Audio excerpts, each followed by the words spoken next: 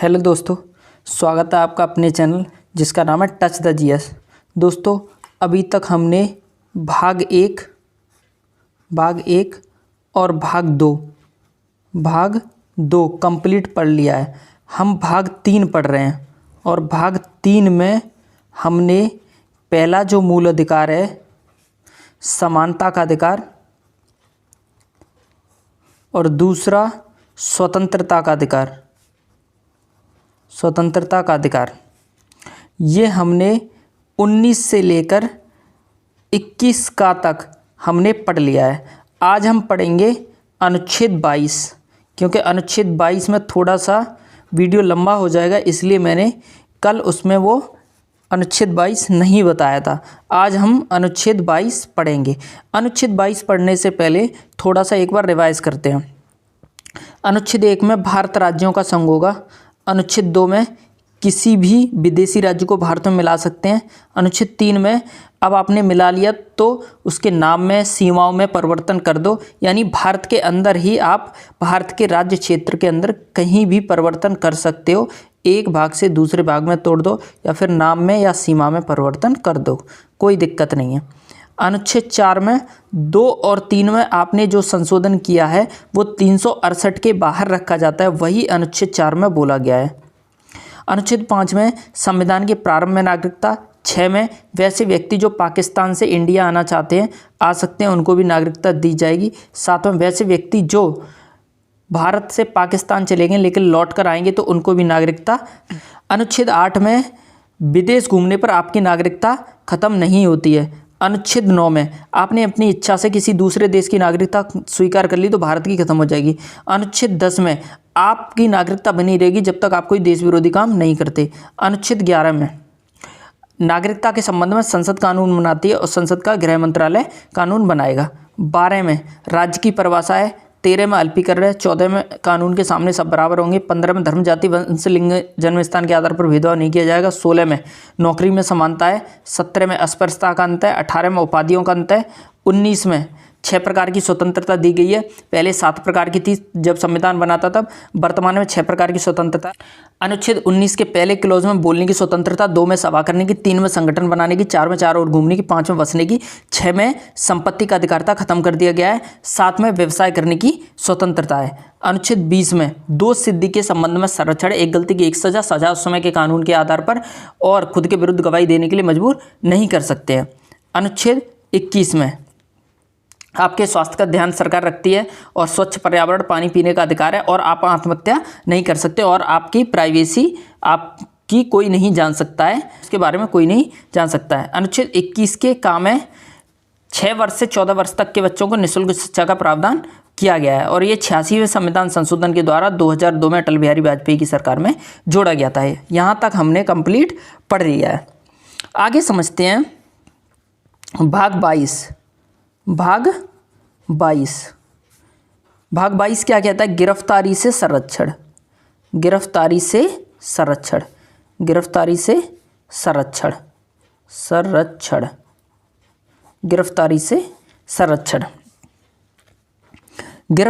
संरक्षण। इसमें आपको 2 पार्ट पढ़ने हैं। 2 पार्ट। एक तो जब दंडात्मक कार्रवाई होगी तब, यानी आपने कोई अपराध कर दिया तब, अपराध के बाद। और दूसरा पार्ट आपको पढ़ना है अपराध से पहले, यानी शक के आधार पर भी आपको गिरफ्तार किया जा सकता है। अपराध से पहले। अब अपराध के बाद में आपको अनुच्छेद 22 के पहले क्लॉज से लेकर तीसरे क्लॉज तक इसमें पढ़ना है। तो इसमें पहला क्लॉज क्या कहता है? पहला क्लॉज कहता है कि आपको वारंट दिखाएगी पुलिस, जब भी गिरफ्तार करेगी तो आपको कारण बताएगी। कारण। दूसरा क्या कहता है? दूसरा क्लॉज क्या कहता है इसका? दूसरा क्लॉज कहता है कि आपको आपके मनपसंद का वकील करने का अधिकार है। आपको आपके हिसाब का वकील दिया जाएगा। आपने जब कोई अपराध कर दिया है उसके बाद आपको वकील दिया जाता है। तीसरा क्लॉज क्या कहता है कि 24 घंटे के अंदर आपको न्यायालय में पेश किया जाएगा। 24 घंटे के अंदर आपको अदालत में पेश किया जाता है। और ये 24 घंटे में आने जाने का समय नहीं जोड़ा जाता है और इसमें अवकाश का दिन भी नहीं जोड़ा जाता है। जैसे आपको शनिवार को गिरफ्तार किया, मान लो शनिवार को, तो संडे की तो छुट्टी रहती है, तो वो वाला समय नहीं जोड़ा जाएगा और आने जाने का समय भी इसमें नहीं जोड़ा जाता है। अब ये वाले जो अधिकार मिलते हैं ये विदेशी को नहीं मिलेंगे, विदेशी को नहीं मिलते हैं, विदेशी को नहीं मिलेंगे। और जो अपराध से पहले यानी निवारक निरोध अधिनियम के तहत जो व्यक्ति गिरफ्तार किया गया होगा तो उसको भी ये अधिकार नहीं दिए जाते हैं। इधर से जो व्यक्ति गिरफ्तार होगा उसको ये अधिकार नहीं मिलते हैं और दूसरा विदेशी को भी ये अधिकार नहीं मिलते हैं। तो इसका पहला भाग क्या कहता है, इसमें अनुच्छेद 22 के पहले क्लॉज से लेकर तीसरे क्लॉज तक इसमें चर्चा की गई है। और अपराध से पहले यानी शक के आधार पर यानी निवारक निरोध अधिनियम के तहत, निवारक निरोध अधिनियम के तहत, निवारक निरोध अधिनियम के तहत, अधिनियम के तहत आपको शक के आधार पर, शक के आधार पर 3 महीने तक नज़रबंद किया जा सकता है। 3 महीने तक नज़रबंद किया जा सकता है, 3 महीने तक नज़रबंद किया जा सकता है। अब ये नज़रबंद क्या होता है? नज़रबंद जैसे आपको समाज से मिलने नहीं दिया जाएगा, इसी को नज़रबंद कहते हैं। आपको समाज से दूर रखा जाएगा, इसी को नज़रबंद कहते हैं। आपको नज़रबंद आपके घर पे भी किया जा सकता है या किसी होटल में किया जा सकता है या फिर आपको जेल में भी नज़रबंद किया जा सकता है। जैसे जब धारा 370 हटी थी उस टाइम पे जो महबूबा मुफ्ती थी, जो महबूबा मुफ्ती थी, महबूबा मुफ्ती जम्मू कश्मीर की जो मुख्यमंत्री रह चुकी है, महबूबा मुफ्ती, उसको नज़रबंद कर दिया गया था। इसके अलावा और भी जो फारूक अब्दुल्ला है, शेख अब्दुल्ला है, उसको भी नज़रबंद कर दिया गया था। तो ऐसे लोगों को नज़रबंद कर दिया जाता है जो समाज के लिए खतरा है, जो देश के लिए खतरा है, जो उल्टे सीधे भाषणबाजी करते हैं, उनको भी नज़रबंद किया जा सकता है। निवारक निरोध अधिनियम के तहत 3 महीने तक नज़रबंद किया जा सकता है और ये समय बढ़ाया भी जा सकता है, लेकिन ये बढ़ाने के लिए एक सलाहकार बोर्ड होता है, सलाहकार बोर्ड होता है जिसमें हाई कोर्ट के जज रहते हैं, जिसमें हाई कोर्ट के जज रहते हैं, जिसमें हाई कोर्ट के जज रहते हैं। एक सलाहकार बोर्ड होता है, इसमें हाई कोर्ट के जज रहते हैं, तब जाके ये समय बढ़ाया जाता है। इसकी जो चर्चा है निवारक निरोध अधिनियम की, वो आर्टिकल 22 के चौथे क्लॉज से शुरुआत हो जाती है इसकी। ये 1 से लेकर आर्टिकल 22 के पहले क्लॉज से लेकर तीसरे क्लॉज तक है और ये चौथे क्लॉज से इसकी शुरुआत हो जाती है। तो आपको निवारक निरोध अधिनियम के तहत 3 महीने तक नज़रबंद किया जा सकता है। नज़रबंद आपको कहीं भी कर सकते हैं, जो मैंने बता दिया आपको कहाँ कहाँ कर सकते हैं।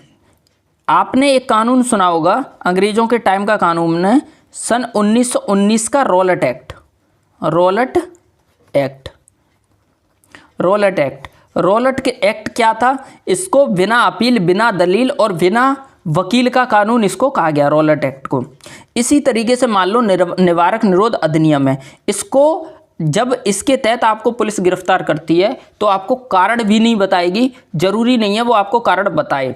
अगर आपने मतलब खतरनाक काम किया है तो आपको कारण भी नहीं बताया जाएगा और सीधा आपको 3 महीने के लिए जेल में डाल दिया जाएगा, नज़रबंद कर दिया जाएगा। अब आप निवारक निरोध अधिनियम की बात करते हैं तो इसमें कई सारे निवारक निरोध अधिनियम जब जब सरकारें आई तो अपने अपने टाइम पे निवारक निरोध अधिनियम जो हैं वो आते गए हैं। अब हम आगे पढ़ेंगे निवारक निरोध अधिनियम कौन कौन से आए हैं। अब पढ़ने से पहले एक चीज़ समझो कि निवारक निरोध अधिनियम जो है वो संसद भी बना सकती है, संसद भी बना सकती है और विधानमंडल भी बना सकता है, यानी राज्य भी अपने सुरक्षा के लिए ये निवारक निरोध अधिनियम बना सकता है। जैसे महाराष्ट्र का एक प्रसिद्ध आपने देखा होगा निवारक निरोध अधिनियम, सुना होगा आपने, जिसको हम मकोका के नाम से जानते हैं, जिसको हम मकोका के नाम से जानते हैं। अभी फ़िलहाल में हम जो संसद ने बनाई जो कानून है निवारक निरोध अधिनियम, उसके बारे में हम जानेंगे कौन कौन से बनाए हैं। इसमें सबसे पहले बात आती है, सबसे पहला जो बनाया था उसका नाम ही था निवारक निरोध अधिनियम, उसका नाम ही था निवारक निरोध अधिनियम। अब मैं इसके लिए नेक्स्ट पेज ले लेता हूं। इसमें पहला कौन सा है? पहला इसमें निवारक निरोध अधिनियम, निवारक निरोध अधिनियम, अधिनियम, निवारक निरोध अधिनियम, प्रिवेंटिव डिटेंशन, डिटेंशन। ये जो पहला था निवारक निरोध अधिनियम, ये 1950 में आया था। पहला जो निवारक निरोध अधिनियम था वो 1950 में आया था और 1969 में इसको ख़त्म कर दिया गया था। पहला जो निवारक निरोध अधिनियम था वो 1950 में आया था और 1969 में इसको ख़त्म कर दिया गया था। दूसरा था इसमें MISA, MISA, maintenance of internal security act. ये जो था MISA, maintenance of internal security act, in 1971 में आया था, 1971 में आया था और 1978 में इसको ख़त्म कर दिया गया था। ये जो था maintenance of internal security act Misa, इसका सबसे ज़्यादा मिसयूज हुआ था, सबसे ज़्यादा मिसयूज, सबसे ज़्यादा मिसयूज हुआ था तो इसी का हुआ था, सबसे ज़्यादा मिसयूज इसी का हुआ था। उस टाइम पे जो प्रधानमंत्री थी वो इंदिरा गांधी थी और जो जितने भी विपक्ष के जो नेता थे उनको सबको जेल में डाल दिया गया था मीसा के तहत, maintenance of internal security act के तहत। तो सबसे ज़्यादा मिसयूज इसी मीसा का हुआ था। तीसरा था आपका NSA, जिसको हम हिंदी में रासुका के नाम से जानते हैं। यूपी में बहुत प्रसिद्ध है ये, उत्तर प्रदेश में रासुका, और 1980 में ये लाया गया था और सबसे ज़्यादा इसी को यूज किया हुआ है, मतलब सबसे ज़्यादा यूज होने वाला यही है, निवारक निरोध अधिनियम सबसे ज़्यादा यूज होने वाला, यानी सबसे ज़्यादा प्रयोग इसी का हुआ है, रासुका का। ये अभी तक लागू है, तो आप सोच सकते हैं कि कितना यूज हो चुका होगा इसका, रासुका का। देखो, वैसे निवारक निरोध अधिनियम का जो मतलब, इसका जो उद्देश्य होता है वो होता है किसी व्यक्ति को सजा देना नहीं होता है इसका उद्देश्य, बल्कि अपराध से, मतलब अपराध को रोकने के लिए इसका यूज किया जाता है। लेकिन इसका कहीं कहीं मिसयूज भी हो जाता है, जैसे आपने मीसा को देखा, ये सबसे ज़्यादा मिसयूज होने वाला है। और रास का सबसे ज़्यादा यूज, सबसे ज़्यादा प्रयोग इसी का हुआ, सबसे ज़्यादा प्रयोग इसी का हुआ है। NSA का नेशनल सिक्योरिटी एक्ट, यानी रासुका, राष्ट्रीय सुरक्षा कानून। चौथा पढ़ेंगे आप टाडा, टाडा। ये जो आतंकवादी गतिविधियां उनको रोकने के लिए टाडा को लाया गया, टाडा को लाया गया था 1985 में और 1995 में इसको समाप्त कर दिया गया। 1985 में लाया गया और 1995 में इसको खत्म कर दिया गया। टाडा की अगर फुल फॉर्म देखोगे तो terrorist and destructive activities, terrorist and destructive activities, यानी जो आतंकवादी गतिविधि है उनको रोकने के लिए ये कानून बनाया गया। सबसे खतरनाक कानून था ये, सबसे खतरनाक कानून, सबसे खतरनाक कानून था यही टाडा। टाडा में थोड़ा सा बदलाव हुआ तो आया पोटा। पोटा भी आतंकवादी गतिविधियों को रोकने के लिए लाया गया और 2002 में लाया गया था और 2004 में इसको ख़त्म कर दिया गया। यानी अलग अलग सरकारें आती गई तो अपने अपने टाइम पे जिस हिसाब से उन्होंने देखा उस हिसाब से ये लेके आए अपने अपने हिसाब से। पोटा, प्रिवेंटिव ऑफ टेररिस्ट एक्ट, तो जो आतंकवादी गतिविधि है उनको रोकने के लिए इसको भी लाया गया। और सबसे खतरनाक कानून टाडा था, उसके बाद उसमें थोड़ा सा बदलाव किया और पोटा ले आए। तो ये वाले जो आपको कानून है वो आपको याद रखने चाहिए, निवारक निरोध अधिनियम, मीसा, NSA, टाडा और पोटा। इसके बाद में थोड़ा सा हम कुछ और टर्म है उनको जानने की कोशिश करेंगे। जैसे आपने इंटेरोगेशन का नाम सुना होगा, कस्टडी का नाम सुना होगा, अरेस्ट का नाम सुना होगा, पुलिस रिमांड का भी नाम सुना होगा और जुडिशियल कस्टडी का भी नाम सुना होगा। तो इनको हम समझेंगे ये क्या चीज़ होती है। तो सबसे पहले बात करते हैं इंटेरोगेशन, इंटेरोगेशन, इंटेरोगेशन हिंदी में कहते हैं इसको पूछताछ, पूछताछ। जब नॉर्मल मैटर होता है ना तो आपको पूछताछ के लिए पुलिस बुलाती है। और पूछताछ अभी फ़िलहाल में आपने देखा होगा कि राहुल गांधी को कई घंटों तक पूछताछ के लिए, इंटेरोगेशन के लिए बुलाया गया था। तो ये इंटेरोगेशन जो है बहुत नॉर्मल सी चीज़ है, किसी को भी पुलिस बुला लेती है, इसमें कोई दिक्कत वाली बात नहीं है। दूसरा समझते हैं हम कस्टडी। कस्टडी है तो नॉर्मली हिरासत, पर इसमें क्या है कि पुलिस आपको हिरासत में ले लेती है और आपको थाने में लेकर जाती है। और हो सकता है आपको 1 घंटे में छोड़ दे, 2 घंटे में छोड़ दे, हो सकता है पूरी रात आपको रखे। तो हिरासत में 1-2 थप्पड़ भी मार देती है पुलिस। तो इंटेरोगेशन, पूछताछ तो नॉर्मल है, उससे थोड़ी सी खतरनाक होती है हिरासत। अब तीसरा समझते हैं हम अरेस्ट क्या होता है। अरेस्ट में क्या करती है, गिरफ्तार कर लेती है पुलिस। अरेस्ट का मतलब गिरफ्तार कर लेती है, और ये जो गिरफ्तार करेगी वो सीरियस मैटर होता है, सीरियस मैटर में गिरफ्तार करती है, सीरियस मैटर में। अब आप पुलिस की मजबूरी ये है, अरेस्ट आपको कर लिया है तो पुलिस की मजबूरी ये है कि उसको 24 घंटे के अंदर जज के पास आपको लेकर जाना है।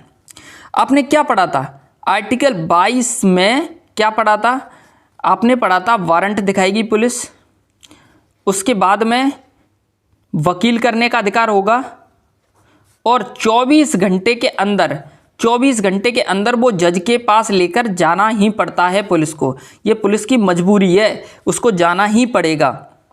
तो अब क्या करती है पुलिस कि जुडिशियल कस्टडी में, तो जज के पास लेकर जाएगी तो जज क्या करते हैं, जुडिशियल कस्टडी में भेज देते हैं उसको, यानी जेल में भेज देते हैं। और जेल की देखभाल कौन करता है? जेलर करता है। जेलर जेल की देखभाल करता है। तो पुलिस की तो मजबूरी थी कि 24 घंटे के अंदर उसको जज के पास लेकर जाना पड़ेगा, और जज ने उसको जुडिशियल कस्टडी में भेज दिया। अब मान लो कि इस व्यक्ति ने जो गिरफ्तार हुआ है, इस व्यक्ति ने कोई सीरियस मैटर, मतलब सीरियस क्राइम किया है, तो अब इसको तो डायरेक्ट भेज दिया गया जेल में। तो अब भाई पुलिस उससे सबूत कैसे जुटाएगी, जांच कैसे कर पाएगी, सीन को रिक्रिएट कैसे कर पाएगी? तो इसके लिए पुलिस उसको रिमांड पर लेती है। रिमांड 15 दिन से ज़्यादा की नहीं हो सकती एक बार में, 15 दिन। इसमें क्या करती है पुलिस कि जांच करती है और सबूत जुटाती है। तो अब पुलिस की तो मजबूरी थी कि 24 घंटे के अंदर उसको लेके जाना पड़ता जज के पास, और जज ने जुडिशियल कस्टडी में भेज दिया। अब पुलिस क्या करेगी कि पुलिस फिर दोबारा से जज के पास जाएगी और बोलेगी कि हमने आपको जो आदमी दिया था उसको हमें फिर से पूछताछ करनी है, जांच करनी है, सबूत जुटाने हैं, सीन को रिक्रिएट करना है, तो उस व्यक्ति को हमें फिर से दे दो। तो जज साहब क्या करते हैं, जज साहब उसको पुलिस रिमांड पर दे देते हैं, और पुलिस रिमांड पर जाने के बाद में ही व्यक्ति को बहुत मार पड़ती है। यहीं पर पुलिस ढंग से उसको कूटती है, जांच करती है और सबूत जुटाती है, सीन को रिक्रिएट करती है, और यहीं पर उसका कभी कभी एनकाउंटर भी हो जाता है। तो पुलिस तो कह देगी कि ये भाग रहा था, तो इसलिए मतलब हमें मजबूरी में इसको मारना पड़ा। पुलिस रिमांड 15 दिन से ज़्यादा की नहीं हो सकती एक बार में। उम्मीद करता हूँ interrogation, custody, arrest, police remand और जुडिशियल कस्टडी समझ में आ गया होगा। अब हमने क्या पढ़ लिया है, भाग 3 में हमने पढ़ लिया है समानता का अधिकार। समानता का अधिकार पढ़ लिया। इसके बाद में हमने स्वतंत्रता का अधिकार पढ़ लिया।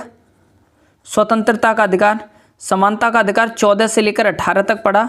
स्वतंत्रता का अधिकार 19 से लेकर 22 तक हमने पढ़ लिया है। अब पढ़ेंगे शोषण के विरुद्ध अधिकार। शोषण के विरुद्ध अधिकार, तीसरा जो मूल अधिकार है, शोषण के विरुद्ध अधिकार, आर्टिकल 23 से लेकर 24 तक आगे हम पढ़ेंगे। आज के लिए बस इतना ही, मिलते हैं नेक्स्ट वीडियो में। जय हिंद।